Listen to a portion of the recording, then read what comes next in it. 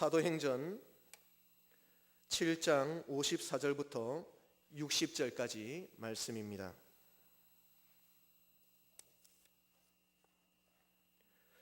그들이 이 말을 듣고 마음에 찔려 그를 향하여 이를 갈거늘 스데반이 성령 충만하여 하늘을 우러러 주목하여 하나님의 영광과 및 예수께서 하나님 우편에 서신 것을 보고 말하되 보라 하늘이 열리고 인자가 하나님 우편에 서신 것을 보노라 한데 그들이 큰 소리를 지르며 길을 막고 일제히 그에게 달려들어 성 밖으로 내치고 돌로 칠세 증인들이 옷을 벗어 사울이라 하는 청년의 발 앞에 두니라.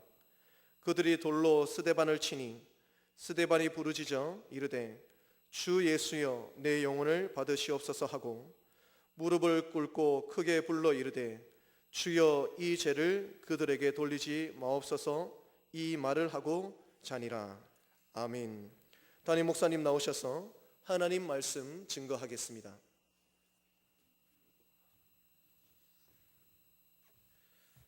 우리 계속해서 예수님을 묵상하고 또 예수님에 대해서 배워가고 있고 예수님을 좀 더 알아야만 그 예수님을 사랑할 수 있고 경배할 수가 있습니다. 나의 예수님을, 나의 주님을 알지 못하는데 얼마나 더 풍성하게 예수님을 사랑하고 또 경배할 수 있겠습니까? 또 예수님 말씀에 순종할 수 있겠습니까? 또 예수님의 길을 따라갈 수 있으며 어떻게 예수님께 제자로 그렇게 우리가 살아가면서 주의 길을 밟아갈 수 있겠습니까? 이 사도신경을 함께 이 고백, 우리의 고백인데 이 고백 위에 교회가 세워질 것이라고 우리 주께서 말씀하셨습니다. 이 고백이 없다면 예수님이라는 고백이 없다면 복음은 예수님이 가는 복음인데 이 복음이 먼저 주의 교회에서 전파되고 교회에서 우리가 듣고 이 복음이 우리의 심령 속에 살아있고 이 복음이 권세가로 나타날 때에 그때 거기에 교회가 있고 성도가 있습니다. 예수님 안에서 우리가 높이 상존한다면 교회도 피상적이고 우리 신앙생활도 피상적이고 그래서 우리 인생 자체가 피상적일 가능성이 많습니다. 우리가 지금까지 예수님을 쭉 보았는데요. 예수 생애 가운데서 동정녀 마리아에게서 잉태되시고 출생하시고 본도 빌라도에게 고난을 받으시고 십자가에 못 박혀 죽으시고 또 음부에까지 내려가시고 부활하셔서 성천하시고 이제 오늘은 보좌에 앉으신 예수님을 함께 묵상할 차례가 되었습니다. 여러분 예수님을 한번 어떻게 이런 예수님을 한번 생각해 본 적 있어요? 십자가 다루신 예수님, 부활하신 예수님, 지난주에 본 것처럼 성천하신 우리 예수님, 이제 오늘은 하늘에 오르시어서 보좌에 앉으신 우리 예수님, 보좌에 앉으신 우리 예수님, 그 예수님에 대해서 얼마나 우리 깊이 많이 생각하고 있을까요? 그 예수님을 오늘 스데반이 죽음의 직전에서도 하늘이 열리고 인자는 구약 때부터 글수를 가리키는 중요한 건 호칭입니다. 인자가 하나님 우편에 서 계신 것을 보노라. 이 고백하였습니다. 만약 이 고백이 없었더라면 스데반은 돌을 던지는 그 군중의 그 힘에 짓눌려서 어찌할 수가 없을 것인데 하늘이 열리면서 인자가 하늘 앞에 서 계신 걸 보면서 용기를 얻었습니다. 마지막까지 주여 이들의 죄를 저들에게 돌리지 마옵소서 하고 자리라. 어떻게 한 사람이 돌을 던지는 그 거센 군중들의 폭도 앞에서 이렇게 용감하게 맞설 수 있으면 어떻게 이들의 죄를 저들에게 돌리지 말라고 이렇게 용서를 빌면서 평온하게 그렇게 주님 앞에 자신을 들을 수 있겠습니까? 이 고백입니다. 저는 개인적으로 생각할 때 우리 한국 교회를 생각하면서 부조한 그런 신앙 본다면 십자가를 많이 외치고 또 부활을 그렇게 많이 주장할 어느 정도 많이 그렇게 우리가 생각하고 부활의 예수님, 십자가 예수님 많이 생각하는데 성천하신 예수님, 또 나아가서 보좌에 앉으신 예수님, 이 예수님에 대해서는 깊이 생각하지 못한 것 같아요. 보좌에 앉으신 예수님은 우리 왕이 되시고 우리 임금이 되셨다는 것인데 허수아비 임금이 아니고 허수아비 왕이 아닙니다. 중요한 신앙 고백이 당기는데 이 신앙이 약하니까 저는 생각할 때 우리 예수님이 보좌에 앉으셔가지고 왕이 되셔서 다스리는 그 나라가 이게 하나님의 나라입니다. 왕으로 예수님을 모시고 경배하는 그곳에 천국이 임하고 천국 하늘의 나라가 이 땅에 임하고 하나님이 왕 되신 그 나라의 땅에 임하는 것이 이제 우리의 신앙생활인데 이 신앙, 이 고백이 약하니까 우리 이 땅에서 하나님 나라를 경험하지 못하면서 전혀 무관하게 살면서 죽어서만 갈 그 나라 천국만 바라보는 겁니다. 그러나 하나님의 나라 이 땅에 이미 보좌 되신 예수님의 다스림 받을 때에, 보좌 되신 예수님의 통치 가운데 있을 때에 우리가 왕이 되는 것이 아니라, 내 죄가 우리를 지배한 것이 아니라 어떤 사람이, 죽음이, 어떤 시련이 우리 왕노릇하지 못하게 만들면서 예수님만이 보좌 앉으신 자로서 여전히 우리의 머리가 되시고 우리 주가 되시고 임금 되셔서 우리의 복종을 하시는데, 얼마나 우리의 삶 속에서 왕이신 예수님께 복종하며 사는가, 만물이 그에게 복종하는 이 놀라운 결과가 나타나야 되는데, 보좌 되신 예수님에 대해서 묵상 못하니까 예수님께 복종하는, 예수의 다스림 아래 있지 못하는, 가장 예수님의 다스림이 나타난 곳이 바로 교회입니다. 성도입니다. 성도가 가는 곳이 어디든지, 가정이든지 직장이든 사업이든 간에 보좌 되신 예수님의 다스림이 나타나야 되는데, 이 다스림을 보지 못하는 것입니다. 오늘 사도행전 순서 가운데 전능하신 하나님 우편에 앉아 계시다가, 놀라운 신앙고백입니다. 우리 예수님의 출생부터 해서 이 사실까지 모든 단계 하나하나가 다 우리의 구원을 위한 사실입니다. 우리의 구원하는 예수 십자가에 죽으신 거, 이것만 생각하잖아요. 너무 비상적입니다. 십자가에 죽으신 예수님만 생각하니까 이 가장 큰 문제예요. 부활하신 예수님, 천의 몸에 태어나신 예수님, 음부에 내려가신 예수님, 하늘에 가신 예수님, 보좌 앉으신 예수님. 어떤 분이 흔히 이 시대 가르쳐서 성령 시대를 말합니다. 한편 맞는 말 같은데 한편 너무 많이 틀렸습니다. 여전히 그리스도의 시대입니다.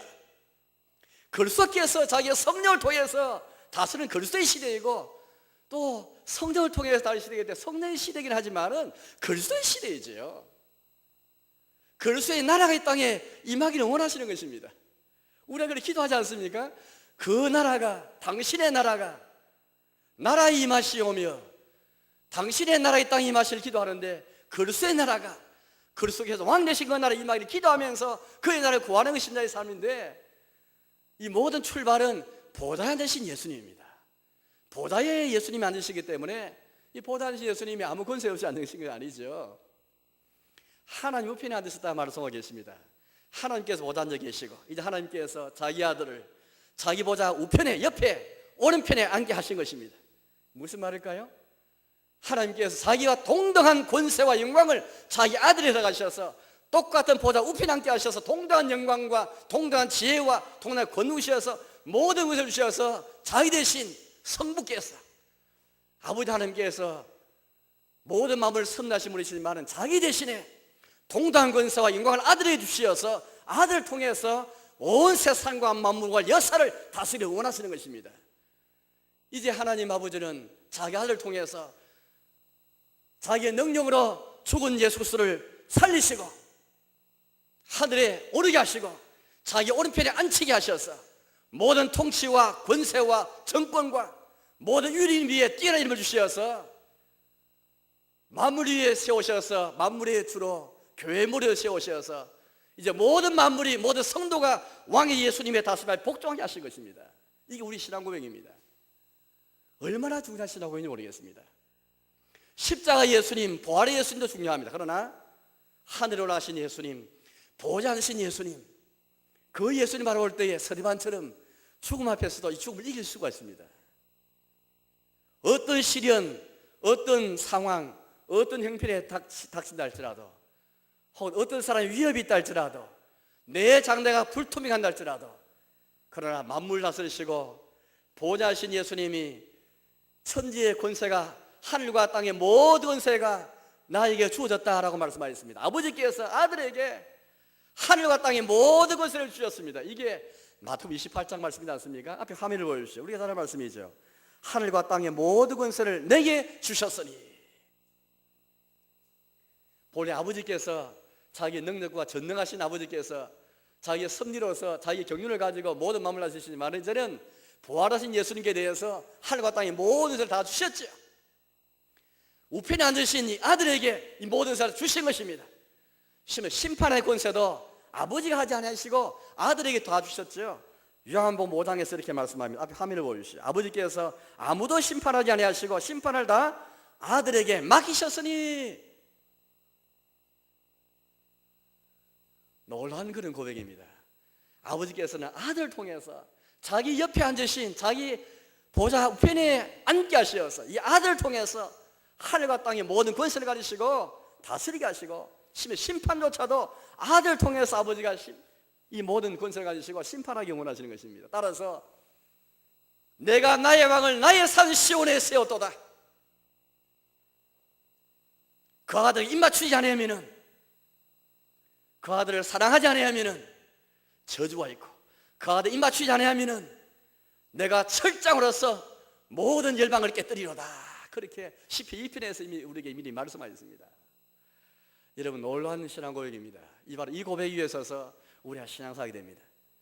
어떻습니까? 우리의 삶 속에서 하나님 우편에 앉으신 우리 예수님, 이 하늘에 올라가신 것은 바로 이 목적 때문이죠. 우리 예수님이 하늘 올라가신 것은 우리 대신에 처소를 예비하고 우리의 대언자가 되시기 위해서, 또 성령을 보내주시기 위해서 일할 일들 많지만 특별히 가장 중요한 것은 하늘에 오신 목적은 보좌에 앉으시기 위함입니다. 보좌에 앉으시어서 하나님처럼 왕이 되시어서 우리 아버지처럼 동도한 권세와 영광을 가지시고 온 세상의 주여 임금이여 교회물이 되시기 위해서 보좌에 앉으시기 위해서 올라가신 것이죠. 엘리야가 하늘 올라갔지만은 보좌에 앉았다고 하라는 기사는 없지요. 다 하늘 올라간다 해서 보좌에 앉는 것이 아닙니다. 엘리야와 달리 예수님은 하늘에 오셨지만은 보좌에 앉으시기 위해서 하늘에 올라가셨죠. 하나님 보좌에 앉았다는 말은 상징을 가리킵니다. 모든 영광과 모든 종기로 관을 쓰셨다라는 말씀 되겠습니다. 오늘 스데반이 말하기를 인자가 하나님 우편에 서신 것을 보노라 그렇게 말하고 있습니다. 우리 신앙 고백은 하나님 보좌에 하나님 우편에 앉아 계시다가 그렇게 말합니다. 예수님이 보좌에 앉으셨을까 서실까 그렇게 또 헷갈릴지 모르겠습니다. 서 계시든 앉아 있는 건 중요한 게 아닙니다. 보좌 앉으신 것은 이 보좌 앉으셔서 모든 교회의 머리요 역사의 머리로서 모든 권세를 가지시고 주지하신 것을 가리키고, 서 계신 것은 당장 우리를 위해서 이 모든 권세를 실행할 준비가 되었다는 것을 뜻하는 것이죠.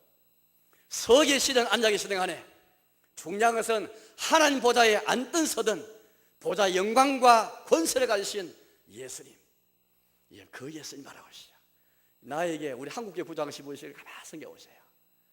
저는 확신하기를 우리에게 회복할 신앙은 보좌 앉으신 예수님이라는 고백, 이 고백을 회복해야만 우리 가정이 회복되어지고, 이 가정의 달에 고3이라고 학교 교회 안 나온다면은 이 보좌 하신 예수님이, 그러면 더 이상 여러분들 고3 학생들한테는 아무 의미가 없습니까? 내가 투병 가운데 만약에 이 고백 가운데 있어야만 우리 예수님의 통찰이 있는 것인데, 투병할 때는 그럼 보좌 앉으신 예수님이 눈을 감아버리시고 허수아비 왕이십니까? 아무 힘도 없는 그런 그냥 종이 호랑이처럼 그런 왕이실까요? 그렇지 않죠.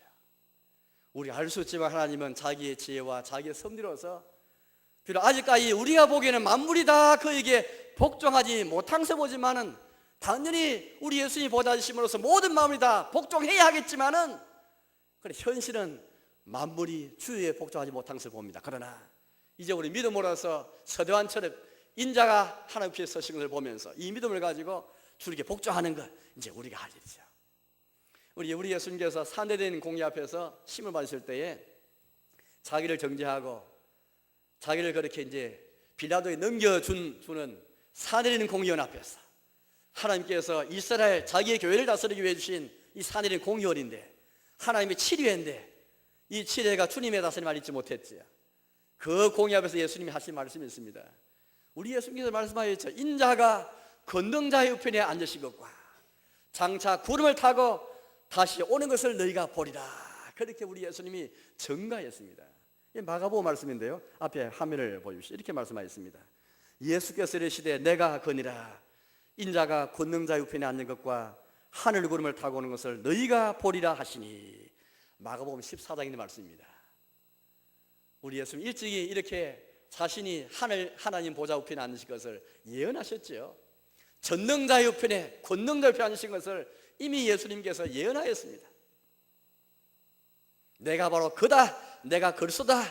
구약 약속된 대로, 다니엘서의 약속된 대로 인자가 권능자의 우편에 선 것을 너희가 볼 것이다. 이거 일찍이 다윗을 통해서 하나님께서 예언하신 내용이랍니다. 여호와께서 다윗을 통해서 말씀하여 그래서 다윗이 이르고야 합니다. 여호와께서 내 주에게 말씀하시기를. 다윗이 왕입니다. 그런데 또 내 주라 부르는 자가 있습니다. 바로 그게 자기의 후손으로 오실 자 걸수를 가리키는 호칭이죠. 여호와께서 내 주에게 말씀하시기를. 이미 다윗은 예언자로서 성령으로 충만해가지고 자기 뒤에 장차 오실 자기 후손으로 올 걸수를 가리키면서 여호와께서 내 주에게 말씀하시기를. 내 주는 다른 자가 아닙니다.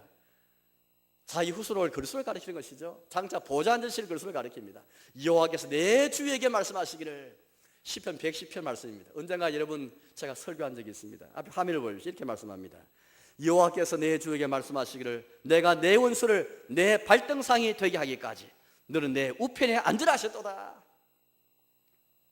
모든 주님의 원수들이 발등상 되게까지 발에 밟히는 내 발 아래 있는 발등상이 되게 하기까지 모든 것에 복종하도록 하기까지 너는 내 우편에 앉으라 하셨도다. 이게 바로 여호와의 계획이었습니다. 하나님의 구원 계획이었죠. 바로 그 예언대로 우리 예수님께서 또 약속하셨고 마침내 마가복음 뒤에 마지막 장 마가복음 16장 말씀 보니까요, 우리 예수님의 부활이 마가복음 16장이 마지막 장에 쭉 나오거든요. 근데 부활에 대해서 말하는 게 아닙니다. 부활뿐 아니라 마지막 말씀 보는 게 이렇게 우리에게 말씀하셨죠. 마가복음 16장 19절에 이렇게 말씀하십니다. 주 예수께서 이 말씀을 마치신 후에 하늘로 올라지사 하나님 우편에 앉으시니라. 이게 마가복음의 제일 마지막 장인 마리아가 예수님, 부활의 예수님 만나는 그 장면이 생생히 기록되어진 마가복음 전반부에 10장 전반부에 나와 있죠. 마지막에 보니까 하늘로 올라지사 하나님 우편에 앉으십니다. 이 마가는 지금 뭘 우리에게 말하고 있겠습니까? 예수님께서 산이린 공의에서 말씀하신 대로, 약속하신 대로 정말로 하늘로 올려주셔서 하늘 우편에 앉으셨다. 이걸 가서 벅찬 가슴을 가지고 성령 충만해가지고 마가복음 이 복음서를 기록했던 것입니다. 마가의 기록, 마가의 증언을 가만히 생겨보시죠. 우리에게 뭘 성령께서 마가를 통해서 우리에게 뭘 말씀하는지 잘 보십시오. 우리 예수님은 다윗이 통해 약속하신 것처럼, 예수님이 약속하신 것처럼 마침내 하늘 올리셔서 하나님 편에 앉으셨다. 따라서 이 시대는 성령의 시대뿐 아니라 동시에 예수의 시대입니다.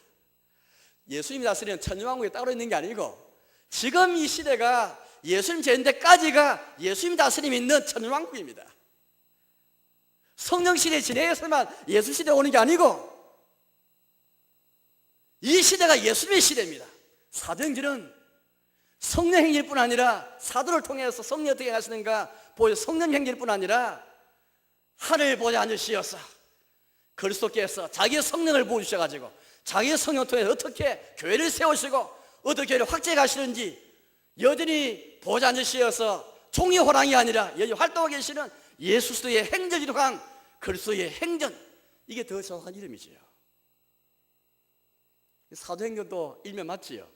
사도행전을 기록한 것이니까요. 성령도 맞는 말입니다. 그러나 더 중요한 것은 하늘 오르시어서 하나님 보좌 우편에 앉으신 그리스도께서 자기의 성령을 약속대로 보내시어서 그 성령을 통해서 우리 마음에 계실 뿐 아니라 내 옆에 계실 뿐 아니라 보좌 우편에 계신 그 예수님이 서 계시다 앉아 계신 예수님이 성령을 통해서 우리 함께 계시면서 교회를 다스리고 여전히 활동하시는 그리스도의 행전이요.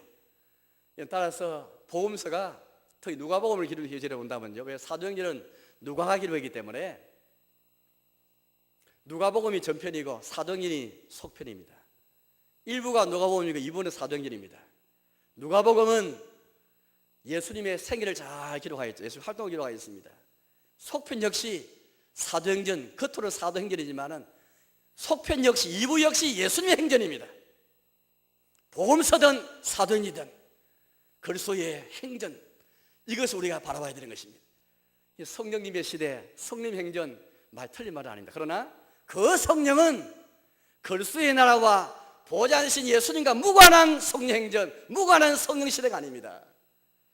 예수 그리스도께서 보좌 앉으시어서 자기의 성령 보내시어서 온 역사와 만물과 우리의 심령을 다스리시고 우리 개개인을 다스리시고 여전히 그 속에 성령을 통해서 활동하시는 놀랄 일들을 우리에게 지금 보여주고 있는 것입니다. 사도 베드로가 이렇게 설교했죠. 베드로가 오순절 성령 강림절에 다음 주 성령 강림절인데 성령 강림절을 기도로 해서 그 전과 후를 비교해 볼 때 베드로는 딴판이었습니다. 그 전에 베드로는 그야말로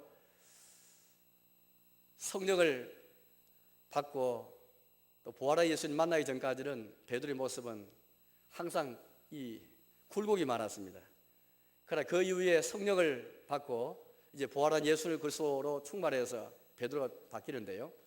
이 사도행전 2장 말씀 보니까 베드로 설교가 나옵니다. 그 많은 군중 앞에서 베드로가 설교합니다. 그때 설교할 때에 이런 말씀을 그렇게 전하였습니다. 십자가에 못 박힌 예수님, 또 부활한 예수님뿐 아니라 보좌 되신 예수님도 그의 설교의 내용이었습니다. 앞에 화면을 보십시오. 이렇게 고백하였습니다. 사도행 2장 말씀인데요. 다윗은 하늘에 올라가지 못하였으나 친히 말하 이르되 주께서 내 주에게 말씀하시기를, 그러니까 시편 110편을 인용합니다. 주께서 내 주에게 말씀하시기를 내가 내 원수로 너 발등상이 되게 하기까지 너는 내 우편에 앉아 있으라 하셨도다 하였으니 그런즉 이스라엘 온 집은 확실히 알지니 너희가 십자가에 못 박은 이 예수를 하나님이 주와 그리스도와 되게 하시느니라. 예, 정말 베드로는 구약 성경도 많이 알았습니다.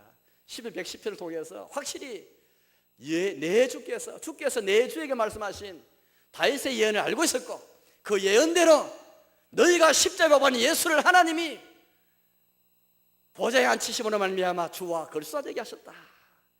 이게 우리의 캐리그마, 우리의 설교, 우리의 전도 내용입니다. 우리가 전도할 때 뭘 전도하겠습니까? 예수님 전도할 때 뭘 전하겠습니까? 이 복음을 전해야 되는 것이죠. 십자가 예수님, 부활의 예수님, 성산의 예수님, 지금도 보좌하신 예수님께서 살아계신 자로서 여전히 통치하시는 예수님, 그래서 만물이 복종해야 하고 교회가 복종해야 할 그 그리스도의 복음을 전파하는 것이 교회의 사명이고 이게 바로 전도의 내용이고 바로 이 그런 사명을 오늘 교회가 구현해야 할 그런 책임을 우리가 맡고 있는 것이죠. 예수님 하나님 우편에 앉으심으로써 이제 모든 통치와 주관과 권세와 영광과 모든 이름 위에 뛰어내려가실 뿐 아니라 교회의 머리가 되었습니다. 에베소서 1장 말씀 보니까 이런 고백을 명확하게 우리에게 해주고 있습니다. 바울을 통해서 우리에게 예수님이 보좌 되신 것이 무슨 의미인지, 이제 우리 신앙생활 무슨 의미인지 에베소서 말씀 잘 하고 있는데요. 앞에 화면을 보십시오. 에베소 1장 말씀인데요. 그의 능력이 하나님 능력입니다. 그리스도 안에서 역사하사 죽은 자들 가운데서 다시 살리시고 하늘에서 자기의 오른편에 앉히사 모든 통치와 권세와 능력과 주권과 이 세상뿐 아니라 오른 세상에 일컫는 모든 이름 위에 뛰어나게 하시고 또 만물을 그의 발 아래에 복종하게 하시고 그를 만물 위에 교회의 머리로 삼으시느니라. 교회는 그의 몸이니 만물 안에서 만물을 충만케 하신 이의 충만함이니라. 이처럼 사도 바울이 전한 복음도 바로 이 복음이었습니다. 베드로든 스데반이든 바울이든 이 전한 복음 가운데 보좌에 앉으신 예수님에 관한 복음이 빠뜨려진 적이 없습니다. 보좌에 앉으시기 때문에 그 그리스도의 주권과 다스림 앞에서 모든 만물이 복종하게 하였으니 이 놀라운 복음을 바울 역시 이렇게 전파했던 것입니다. 그리고 만물 위에 교회를 세우셔서 교회는 그의 몸이니 우리 예수 그리스도가 교회의 머리실 뿐 아니라 자기 몸인 교회의 머리가 되실 뿐 아니라 만물을 충만케 하시는 충만히 교회 안에 거하게 하실 것입니다. 즉, 이 무슨 말일까요? 예, 그 말씀이죠. 이제 우리 예수님은 특별히 교회의 머리로서 온 세상의 주권자, 온 세상을 다스리시는 주가 되시면 특별히 이 모든 것이 교회의 구원과 교회의 복을 위한 것이다. 만물의 중심 가운데 교회가 있음을 주님이 그렇게 알리고 계십니다. 교회가 그의 몸이니 교회의 머리로 그렇게 되셨다는 사실을 우리에게 지금 잘 그렇게 보여주고 계십니다. 만약 오늘 우리가 교회에 모였지만은 예수님께서 우리의 머리 되심을 인정하지 아니하고 예수님께서 우리의 머리로서 우리를 다스리심을 인정하지 않고 내가 왕이 되고 우리의 죄가 다스리고 세상이 다스리면 한다면 교회가 될 수 없습니다. 아무리 교회가 이것저것 많이 하고 저런 활동 이런 활동 많이 한다 할지라도 머리신 예수님이 다스리지 못하면 모든 교회 사역, 모든 교회 활동은 예수님의 사역이요 보지 않으신 예수님, 여전히 왕과 임금과 주님이신 예수의 활동과 사역이 되는 것이지 예수님의 다스림과 무관하게 우리가 사역하고 우리가 활동한다고 어찌 되겠습니까? 전도 사역을 해서 이런 사역하고 해외 선교 사역을 해서 국내 선교 사역을 해서 재정부에서 행정사용원에서, 양육부에서, 어떤 부서에서 간에, 교육부서에서든 간에 모든 부서에서 활동들은 글쓰께서 우리의 사역을 통해서, 우리의 교환을 통해서 일하시는 글쓰의 행전, 우리의 행전일 뿐 아니라 글쓰의 행전이 될 수 있도록 그렇게 맡겨드리는 것, 모든 만물이 복종하도록 우리가 먼저 복종하는, 바로 그 복종이 충만히 임한 것이 바로 교회예요. 바로 그게 성도의 삶인 것을 우리에게 보여주겠습니다. 요한계시록 말씀 보시면요, 요한계시록은 장차 될 일을 우리에게 주시는 말씀이지 않습니까? 장차 세상이 될 것인가, 세상은 어떻게 될 것인가. 그러나 우리에게 말씀하시기를 이 모든 세상의 다스림은 보좌 앉으신 예수님이 다스리신 것을 우리에게 잘 보여주고 계십니다. 계시록 5장 말씀 보니까요, 두루마리가 있습니다. 책이 있습니다. 옛날 책은 두루마리였죠. 그 두루마리가 7인으로 인봉되어 있었습니다. 이 펼 수가 없습니다. 이건 하나님의 모든 계획이 다 담아진 책입니다.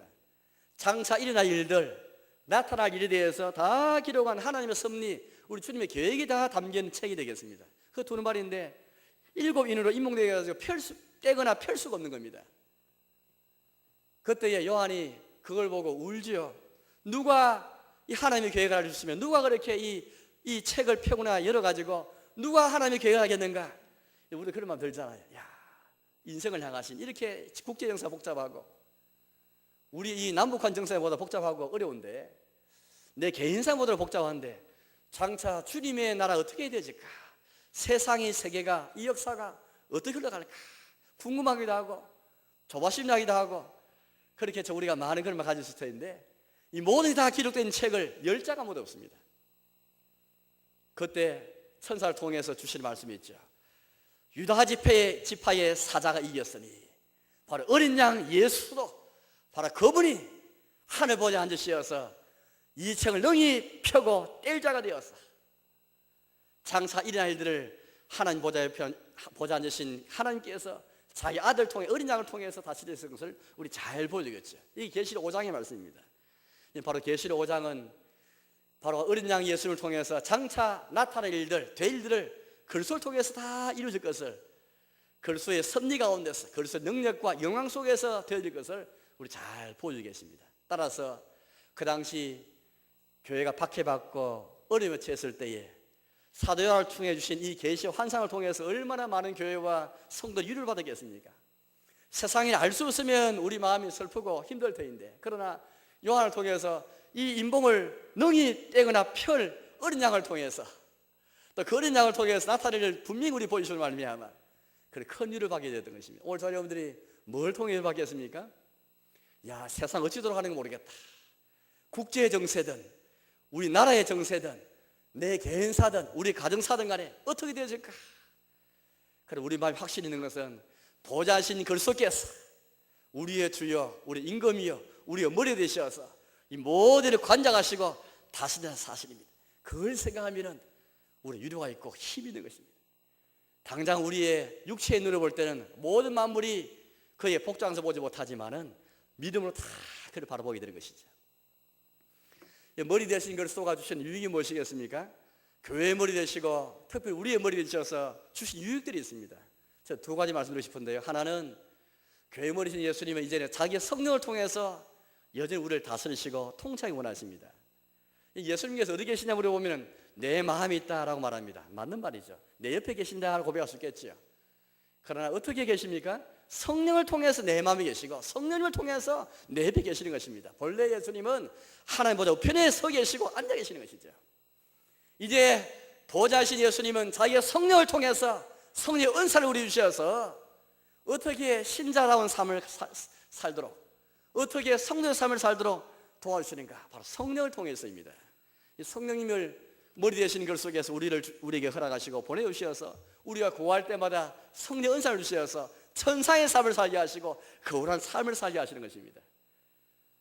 바로 성령을 통해서 자기의 말씀을 통해서 여전히 죄인들을 부르시고 역사 가운데 활동하시고 교회에 활약하시고 우리의 인생 가운데 활약하시는 것입니다.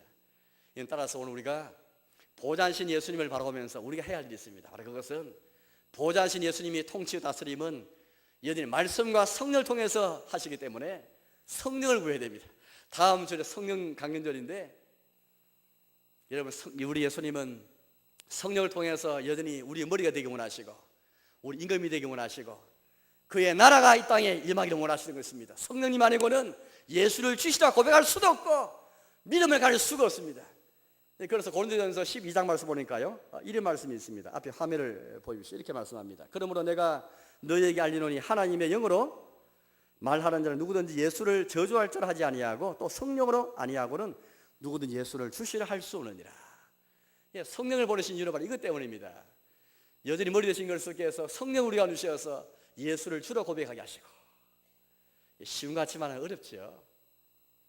우리끼리 모일 때는 예수를 주로 고백하지만은 늘 우리의 시간마다 우리의 집에서도 나만의 골방에서도 예수를 주로 고백하고 무릎 꿇을 수 있는, 만물이 그에게 복종해야 하는 것처럼 예수님의 권세 앞에, 예수 영광 앞에 무릎 꿇을 수 있는, 예수님의 입에, 예수님의 발 앞에 입 맞추는 이 신뢰를 가지고 왕이 예수님의 무릎 꿇는 이런 삶이 나오는 것은 쉽지 않습니다. 하나님의 성령이 아닌 거는 내 마음이 복종할 수도 없고 우리의 마음 본래 완고하고 폐역하고 주님께 돌이키지 아니하는 그런 마음을 갖고 있는 사람들인데 어떻게 우리가 주님이 왕이신 분께 복종할 수 있겠습니까? 성령님이 힘 아니면 될 수 없죠. 성령을 구하주시오. 성령님 은사를 우리가 구해야 되겠습니다. 성령님이 아니고는 주님의 다스림 안에 있어서 그런 삶을 살 수도 없고 위에 그들 찾으면서 천사의 삶을 살 수도 없습니다. 오늘 주 예수 그리스도께서 성령의 은사를 주시는 것은 이걸 통해서 우리가 교회를 더 잘 섬기기 위해서입니다. 따라서 교회가 그의 몸이 되어서 교회의 머리가 예수님이 되게 하시도록 하기 위해서입니다. 오늘 하나님께서 그리스도께서 왜 우리에게 자기의 은사를 성령을 통해 주시겠습니까? 어떤 사람 이런 은사를, 저런 사람이 저런 은사를 왜 주시겠습니까? 내 개인에 위해서뿐 아니라 교회덕을 세우고 그리스도의 몸을 온전히 하기 위해서, 온전히 하기 위해서. 그리스도의 몸을 어떻게 온전히 하게 되겠습니까? 머리 있으니 그리스도의 권세가 인정되는 것. 과연 그리스도께서 우리의 머리가 되셔서 이 교회의 생활을 통해서, 우리의 교회 생활을 통해서 머리 인정되고 있습니까? 그분이 우리의 머리로서 우리가 높이고 있습니까? 찬송하고 있습니까? 경배하고 있습니까? 만약 우리의 예배당 이 자리에 앉았다 할지라도 우리의 마음에서 겸손한 마음으로 왕이 예수님의 권세 앞에 무릎 꿇지 아니하면은, 엎드리지 아니하면은 참으로 왕이신 하나님께 경배하다 볼 수 없지요. 이번에 우리 임내송이 왕이신 나의 하나님, 얼마나 좋은 송인지 모르겠습니다. 이 찬송을 늘 한 불러보시오. 왕이신 나의 하나님, 왕이신 나의 그리스도여, 내가 복종하기 원합니다. 성령님 아니고는 예수를 주시라 할 수 없고 예수를 왕이라 고백할 수 없고 예수님 앞에 무릎 꿇을 수 없고 예수님이 우리 머리 되심을 인정할 수가 없습니다. 내 개인이든 우리 교회가 전체 마찬가지인 것입니다. 오늘 새벽의 시간에 12, 20편을 통해서 그 왕을 위해서, 그 왕의 나라를 위해서 기도하는 것, 이게 교회의 사명을 함께 보았습니다. 내 자신을 위해 기도할 수도 있고 내 소원을 주 앞에 안을 수도 있지만 특별히 그 왕의 나라를 위해서 부르는 저들이 왕의 나라를 위해서 기도하고 있는 것, 왕이 인정되어져야만 거기에 왕의 나라가 임하는 것이지 내 삶에, 우리의 삶에 왕이 있지 않는 곳에 어떻게 왕의 나라가 임하겠습니까? 어떤 왕의 이름이 거룩하게 될 수 있겠습니까? 왕기에 순종하지 않는 곳에는 왕의 이름이 임하게 될 수 없고 왕의 나라에 임할 수가 없습니다. 이런 자가 어떻게 천국에 갈 수 있겠습니까? 갈 수 없지요. 예수를 왕으로 고백하지 않는데 이 땅에서 이미, 그래서 왕의 나라에 경험하지 않았는데, 왕의 나라에 구하지 않는데, 왕께 경배하지 않는데 어떻게 천국에 갈 수 있겠습니까? 천국은 내가 돈으로 사서 표를 사는 것처럼 그런 것이 아니죠. 날마다 표와 상관없이 날마다 예수님의 문 앞에 무릎 꿇고 왕을 경배하고 왕을 찬송하고 왕을 사랑하면서 왕의 입 맞추면서 엎드리는 것, 이게 신앙생활이고, 왕의 나라를 구하고 왕의 이름을 위하고 왕의 나라를 구하는 삶, 왕에 대해 순종하는 삶, 이게 머리 쓴 그리스도를 존중하는 그런 삶이 되겠습니다. 성령님 아니면 불가능하지요. 우리 먼저 머리 쓴 그리스도에 주시는 그 유익은 성령을 구하는 것입니다. 왕인 그리스도가 주시는 가장 좋은 것은 성령님인 것입니다. 돈이 중요한 게 아니고요, 세상 권세가 중요한 게 아닙니다. 하나님께서는 돈보다 더 귀한 거, 어떤 권세보다도, 어떤 세상 성공보다도 비할 수 없는 가장 복되고 세상에 가장 좋은 거 성령님을 주셔가지고 성령을 통해서 예수를 고백하게 하시고 천상의 삶을 살게 하시고 이 땅에 선한 삶을 살게 하시고 하나님 자녀를 살게 하시고 세상 나라에 매몰되는 삶이 아니고 하나님 나라의 백성을 살 수 있도록 힘을 주시는 것이 성령입니다. 그렇다면 그런 삶을 살게 하시는 것이 돈도 아니고 세상 힘도 아니라면 얼마나 귀합니까? 이 성령을 구하십시오. 이번 한 주간 동안에 성령 구하시면서 성령 한 잘 받아보시기 바랍니다. 두 번째는 글 속에서 우리의 머리에 쓴다는 것은 우리 왕으로서 우리를 다스리시자는 것인데 우리를 지키고 보호한다는 것입니다. 만약에 내 인생에 나를 지킨 자가 없다, 물론 우리의 부모가, 내 친구가, 내 아내, 내 남편이, 내 가족이 나를 지킬 것입니다. 그러나 인간의 힘은 부족하지요. 진정한 나의 인생을 책임지고 내 인생을 보장하고 내 인생을 보호하시는 분은 그리스도밖에 없지요. 글 속에서 자기 피로 사시기 때문에, 자기 피로 사신받은 우리의 백성인데 하물며 우리를 지키시고 보호하시는 일이겠습니까? 사도 바울이 디모데후서에서 마지막 사형수로서 제일 마지막 쓴 편지 디모데후서에서 이런 고백했죠. 앞에 화면에 보시죠. 디모데후서 4장님 말씀입니다. 주께서 내 곁에 서서 나를 강건케 하시면 나로 말미암아 전도의 말씀이 온전히 전파되어 이방인으로 듣게 하려 하심이니 내가 사자 입에서 건지우느니라. 주께서 나를 모든 악한 일에서 건져내시고 또 그의 천국에 들어가도록 구원하시리니 그에게 영광이 세세 무궁토록 있을지어다. 아멘. 주께서 내 곁에 서 계신다고, 나를 강개하신다고 고백하였습니다. 이거 어떻게 예수님이 보좌 우편에 계신 예수님이 어떻게 여기에 곁에 계시겠습니까? 성령을 통해서 가능합니다. 이 원리, 우리 무조건 예수님이 우리 마음에 계신다, 무조건 예수님 내 곁에 계신다 생각하는데 그렇지 않고요. 먼저 보좌 앉으신 예수님 먼저 생각해야 되고, 그분이 자기 성령을 보내서 생각한 그 다음 순서가 주께서 내 곁에 계시는 것입니다.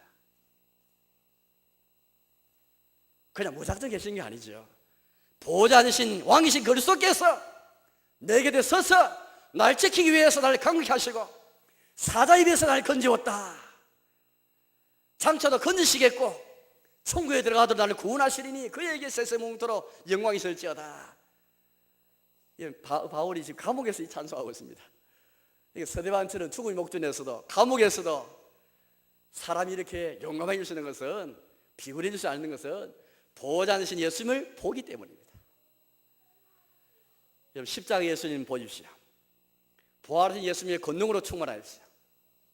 뿐만 아니라 성사하신 예수님, 나를 위해 처소 예배하신 예수님, 나의 대언자 예수님을 생각뿐 아니라 보호자 앉으시어서 날 지키신 예수님, 나를 다스리신 예수님, 그 예수님 생각하면 죄를 멀리하고 죄를 피하고 내 자신 예수님께 복종하기에 힘을 쓰게 되는 것입니다. 이제 말씀 맺도록 하겠습니다.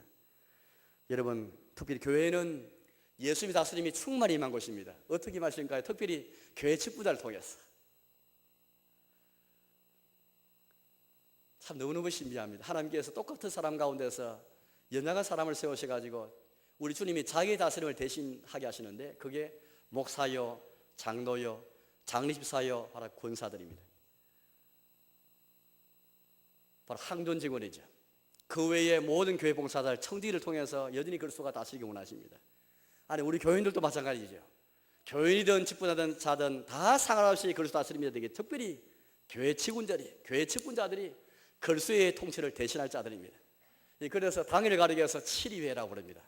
노예를 가리게 해서 7위회, 총회도 7위회입니다. 7위하니까 벌 주는 거 생각하는데 그렇지 않죠. 다스릴 치자입니다. 그리스도의 다스림을 대신할 회이기 때문에 7위회라고 부릅니다. 얼마나 신앙적이고 얼마나 성경적이고 보좌 되신 예수님 생각하면 7위의 말을 떠오르지 않을 수가 없습니다. 그런데 7위회가 만약에 그리스도의 다스림을 잊지 못하고 교회 직분자들이 먼저 그리스도 다스림을 잊지 못하면, 또 그리스도는 말씀과 성령님을 도구로 우리를 다스리시는데 인간의 힘을 다스리는 게 아니고 우리 예수님이 자기의 말씀과 복음과 성령을 통해서 자기 배에서 다스리듯이 이걸 도구로 해서 하시는데, 이제 직분자들이 먼저 말씀 충만하고 성령 충만해가지고 교인을 섬기고 그리스도 다스림이 나타날 수 있도록 그렇게 섬기는 것입니다. 목을 보이는 것입니다. 그럴 때 교회가 그리스도의 다스림이 충만한, 만물을 충만케 하시는 충만히 임한 그런 곳이 될 것입니다. 그때 교회가 하나님의 집이 될 것입니다.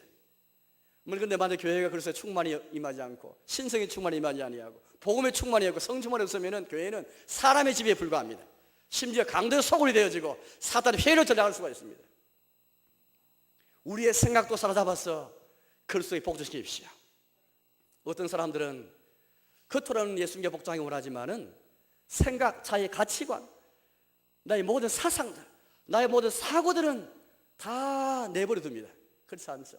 모든 생각을 사로잡아서 예수님께 복종시키는 것, 우리의 전인이, 내 개인을 볼 때 내 전인이, 교회를 볼 때 전체 다 마찬가지겠지만은 교회든 개인이든 모든 나라든 모든 역사든 간에 우리 가운데 우리 아이들 여러분들 이런 보좌신 예수님에 대한 고백을 가지고 장차 그 직을 임할 때에 그 직을 통해서 그리스도의 나라가 전거되어지고 왕이신 그리스도가 전거되고 왕이신 그리스도가 경배되어지고 바로 그 장소에서 그리스도의 땅에 임하게 되는 것입니다. 그런 아이들을 키워야 되지 않겠습니까? 우리가 먼저 우리의 삶을 살아봐서 주께 드려야 되겠지요. 고린도후서 10장에서 이렇게 말씀하고 계십니다. 하나님 아는 것을 대적하여 높아진 것을 다 무너뜨리고 모든 생각을 사로잡아 그리스도에게 복종하게 하니. 모든 생각을 사로잡아서 그리스도에 복종하게 하는 것, 이게 지식인이 해야 할 일인 것입니다. 오늘 어버이주를 맞았습니다. 부모 공경 문제에서도 그리스도의 다스릴 말이 있어야 되겠죠. 우리의 모든 가정, 부모든 자녀든 특별히 어버이주를 맞아서 모든 정당 권세에 복종하는 것조차도 주님의 다스릴 말이 있는 것, 이게 주님이 원하시는 것입니다. 부모의 권위에 복종하지 못하고 정당 권세에 복종하지 못하면서 어떻게 그리스도의 권세에 복종할 수 있겠습니까? 교회 직원에게 순종하는 마음 없이 어떻게 그리스도에 복종할 수 있겠습니까? 우리 예수님이 자기 대신 교회를 다스리기 위해서 나라에는 위정자를 허락하시고 정당한 권세를 다 허락하셔서 집에는 부모를 허락하시고 교회는 직원을 허락하시는데 정당한 권세에 복종하는 것이 어떻게 그리스도에 복종할 수 있겠습니까? 어떻게 왕이신 주님께 복종할 수 있겠습니까? 뭔가 앞뒤가 서로 맞지 않는 이야기 아니겠습니까? 여러분, 여전히 우리는 우리의 눈으로 볼 때는 만물이 그에게 복종하는 것을 보지 못합니다. 그러나 그의 고난과 죽음을 통해서 천사보다 낫게 된 예수님이 부활과 부활을 통해서 하나님께서 하늘에 오르시게 하실 뿐 아니라 자기 우편에 앉게 하시면서 이제 그가 우리 임금과 머리로 삼아주셨습니다. 이제 우리의 삶은 날마다 그리스도 다스릴 말이 있게 되어서 그리스도에 복종하는 사람, 점점점 그리스도의 나라가 이 땅에 임하는 삶, 그런 삶을 살아야 되겠습니다. 날마다 우리의 주 우리 임금 보좌하신 그리스도에 대한 고백과 더불어서 점점 복종해져가는 전 그리스도의 권세에 굴복해가는 저의 삶, 또 그런 교회 생활을 잘 감당하시는 저와 힘되시기를 주의 이름으로 축원합니다. 함께 통성기도 할까요? 이런 고백과 이런 삶을 살아갈 수 있도록 함께 성령